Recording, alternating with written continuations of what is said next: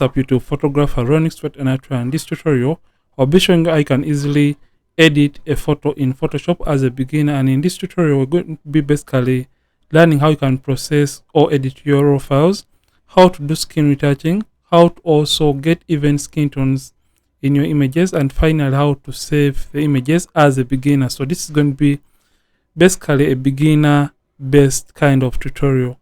So if at all you haven't hit the like button, simply like this video and don't forget to subscribe if at all you are watching and you're not yet subscribed to this channel.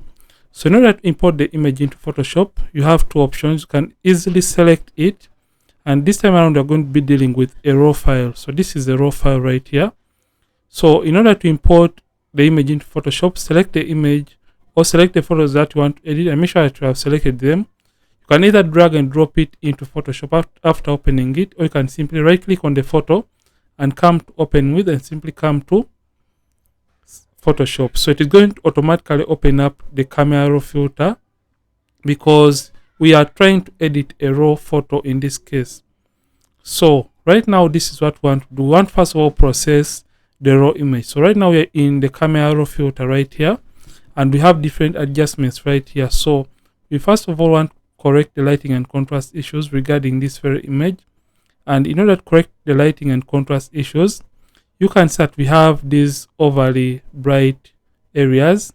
So we're going to come to the highlights and take the highlights down just like that. And we're also going to take the whites down like that. And you can see it gets rid of those whitish areas within the skin tone. So we're going to come and open up the shadow slide by taking up the shadow slider. And we're going to come and add some tiny bit of contrast to around 10 is fine. And you're going to come and take the blacks down slightly to around -6. And you're also going to come and open up the exposure of this image slightly. So this is the before so far, and this is what we have right now. So the next thing is going to be, you're going to slightly warm up the image by taking up the temperature slider towards the yellows. And in that way, it is going to warm up the image and make it a little bit yellow. So after doing that, the next thing we're going to do, we're going to come down to our color mixer tool right here because we want to change or alter the colors within this image. So in the color mixer, we have hue, saturation, and luminance. Hue, when you're talking about hues, you're basically changing a given color. Saturation is the intensity of a given color, and luminance is the brightness levels of a given color. So the brightness or darkness of a given color is what we call the luminance. So in this case, we just want first of all play around with the greens because we want the greens to move towards the blue side because we just want these two colors to complement each other. So we are going to come the hues and come the greens, and you can see how the hue slider works. When you take the green slider towards the right hand side, you're making the greens look like a color below it, which is the aquas, and towards the left hand side, you're making the greens like a color on top of it, which is the yellows. So that is how the hue slider is going to be working, just like that. And we're going to do the same for the yellows up to around 28. Then you're going to come and take down the saturation because we feel like this is too oversaturated by taking down the slider of the greens.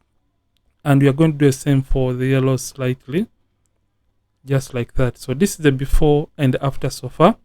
So next thing, we just want to open up the image into Photoshop to do the other adjustments. So before you open the image into Photoshop, simply right click down below here. I hope you can see this. Right click or double click rather to open up this camera preference window right there. So make sure you have set it to resolution 300 pixels per inch, and make sure you sharpen for screen because we want Photoshop or camera to sharpen the photo for us and set it to standard. So make sure the bit depth is set to 16 bits per channel because you want the image to carry more information, and make sure the color space is set to Adobe RGB and hit OK. So you're going to be setting these just once, and after getting satisfied with your adjustments right here, simply come to open. So simply left click on open, and it's going to open the image into Photoshop for us to do the next adjustments.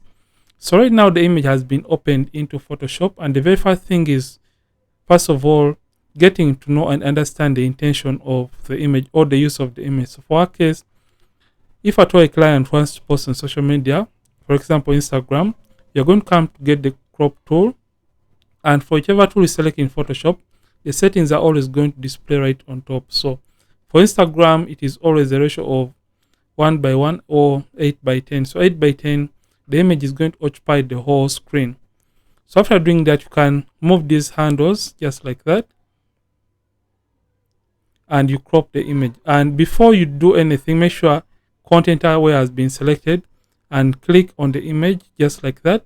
So after doing that, simply hit enter, and it's going to automatically fill in. So content aware is going to fill in these empty areas with parts of the image. So it is going to do that kind of automatic kind of filling up of these empty corners of this very image.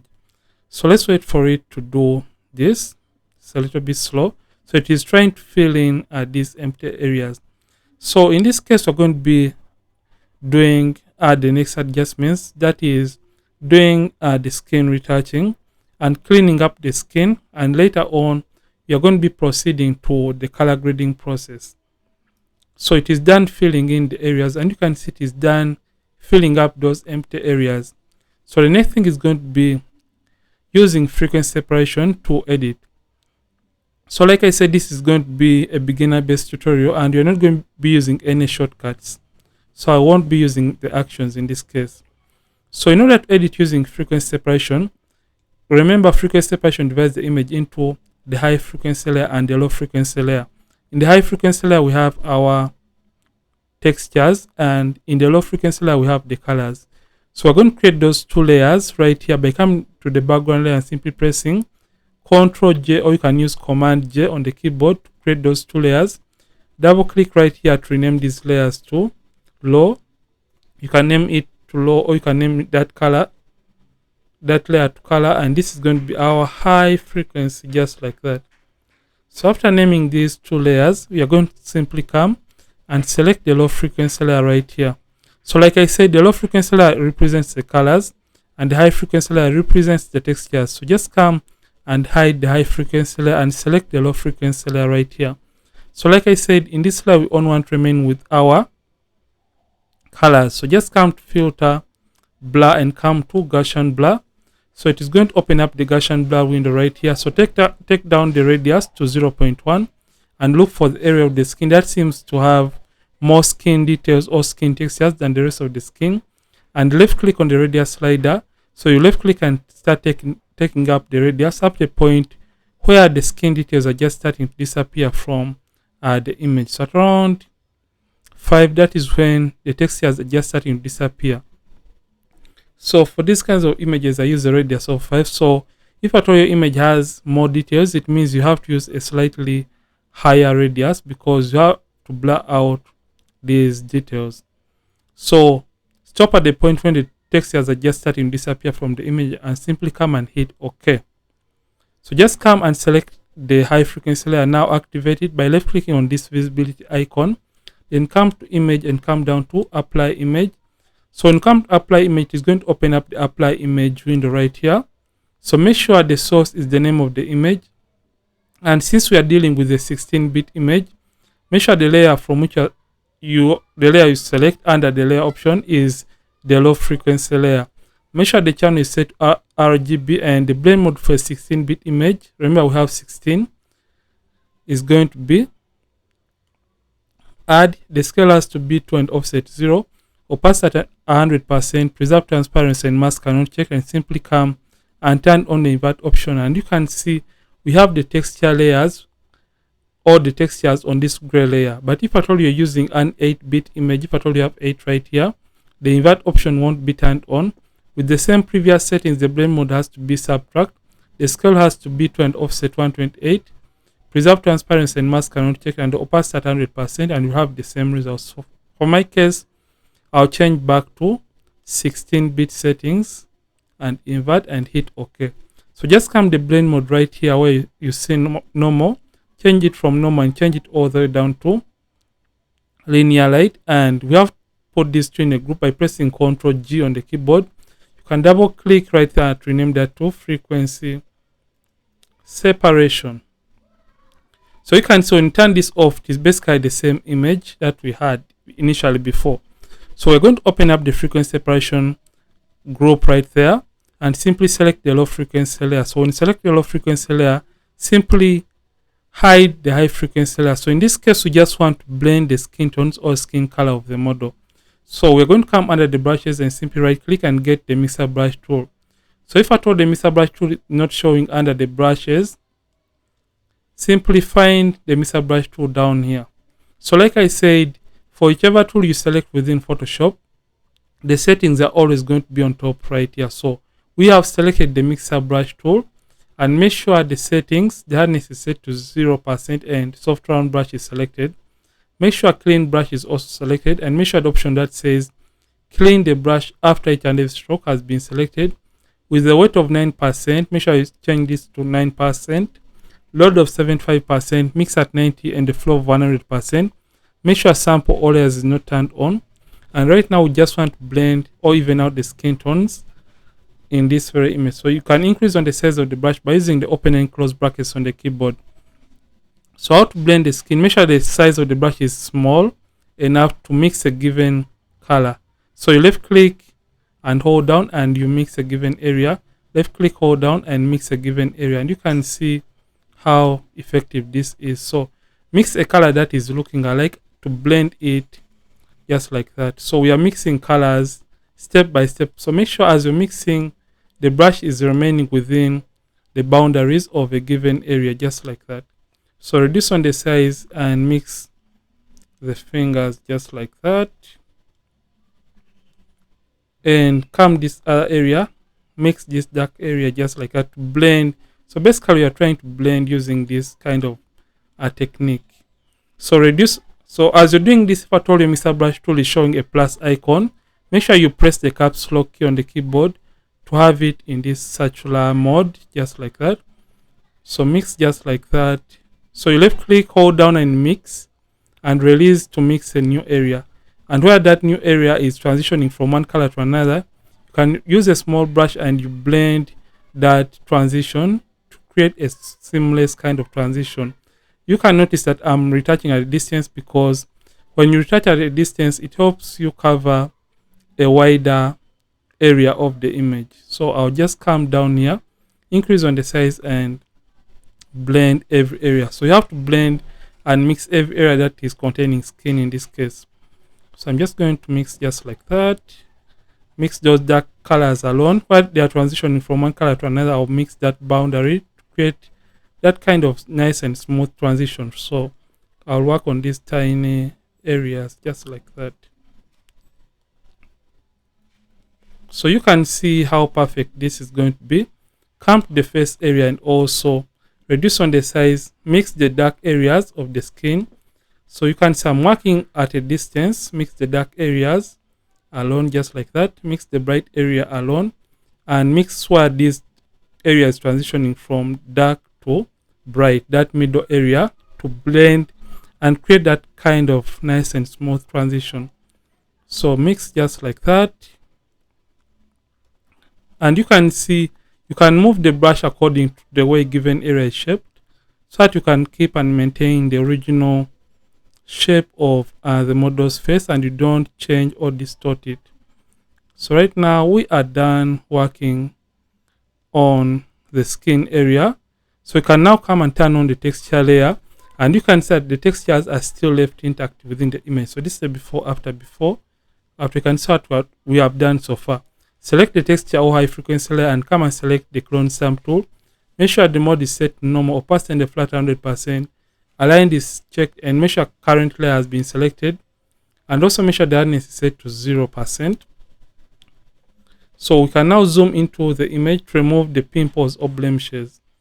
So to remove a blemish, you reduce on the size by using the bracket keys on the keyboard. And make sure the size is slightly bigger than the blemish that you want to remove. Hold down the option key on the keyboard, or you can use the alternate key on the keyboard and left click on a clean area near the blemish. Release the alternate key or the option key on the keyboard and simply click over the blemish. So if at all you haven't got that, you can pause and rewind so that you can understand how the clone stamp tool is working. Remember, we have selected the texture layer because pimples and blemishes are part of textures that are part of our high frequency layer. So I'm just going to clean up these imperfections just like that.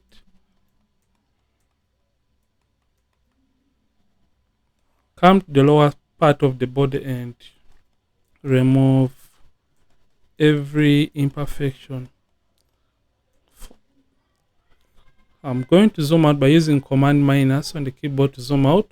So right now we are done retouching the skin before after. So the next thing is going to be creating even skin tones or even skin color in this model's skin. So I'm going to come to adjustments right here and simply select gradient map. So when you come to gradient map, it's going to open up the gradient map property window right here, and simply come and hide the gradient layer by turning off the visibility icon right on the gradient layer. Click on the gradient icon and simply make sure the gradient icon is selected this time around. Left click on the gradient color and simply make sure the sample is set to 5x5 average right there, and simply come to these options. You can see this is going to represent the darkest point of the color, and this is going to represent the brightest point of the color. So if at all your image is showing any other random color, don't mind about that, because we are going to manually place in the skin tone colors. So left click on the pointer right there on this one, right, and make sure it is set to location 0. Then click on the color option and zoom into the image by using Ctrl plus and select a darkest point of the skin tone of the model. So we're going to use this as our darkest point, just like that. So let's choose a darkest point of the skin, hit OK, click on the brightest point, make sure the location is set to 100, left click on the color option and click on the brightest point of the skin and hit OK.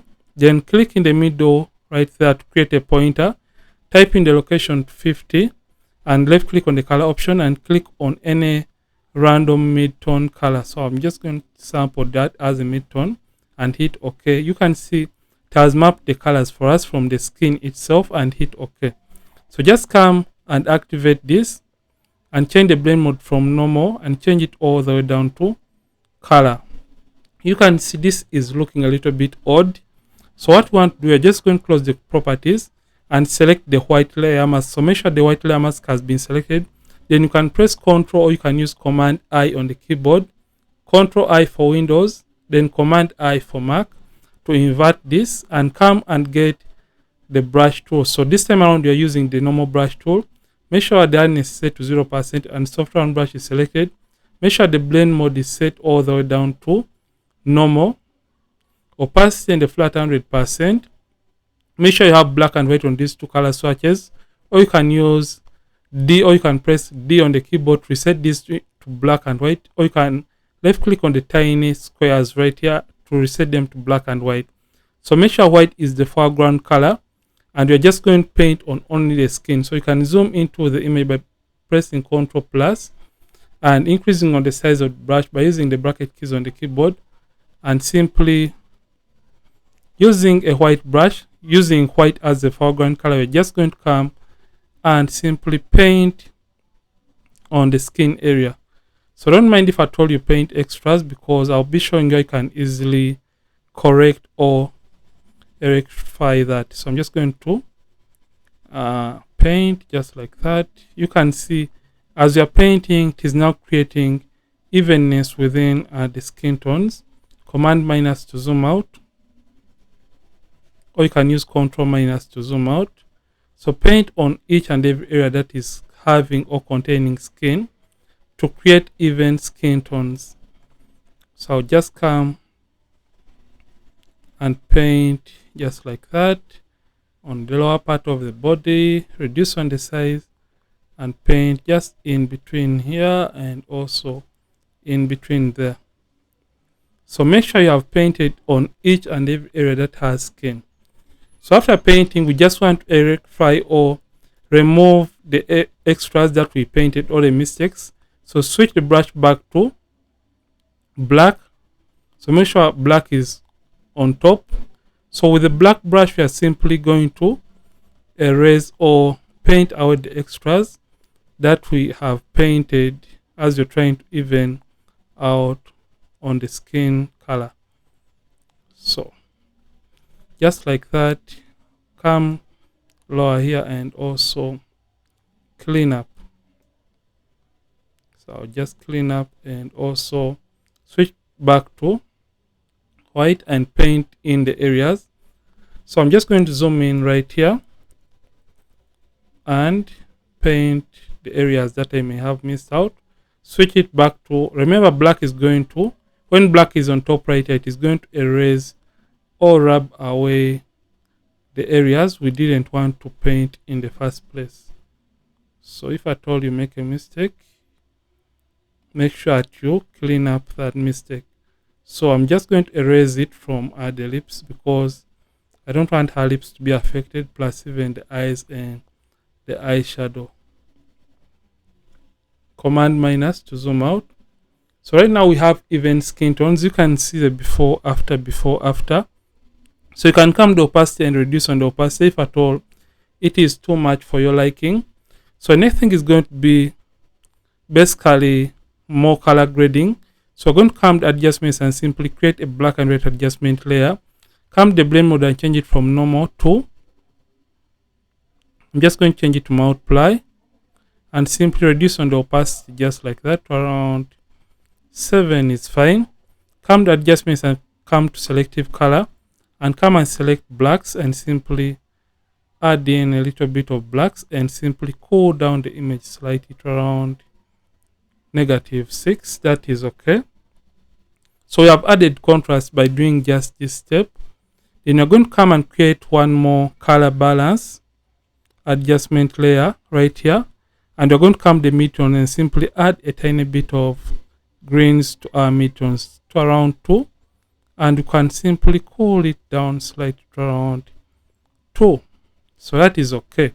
So next thing is going to be doing eye whitening. So just to whiten the eyes, you're going to come to adjustments and simply come to hue and saturation and come to make sure master is selected and simply desaturate the image by taking out the saturation to around -73. And with this selected, simply press Ctrl I, or you can use Command I on the keyboard to invert the effect. With the brush tool selected, make sure white is the foreground color.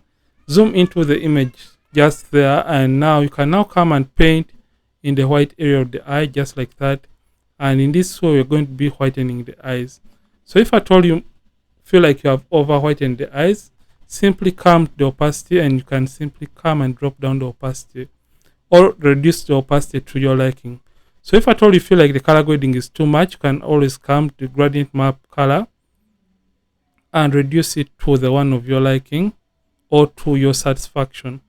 So right now we are done editing the image. So let's see before and after for the Photoshop work. So this is the before, after.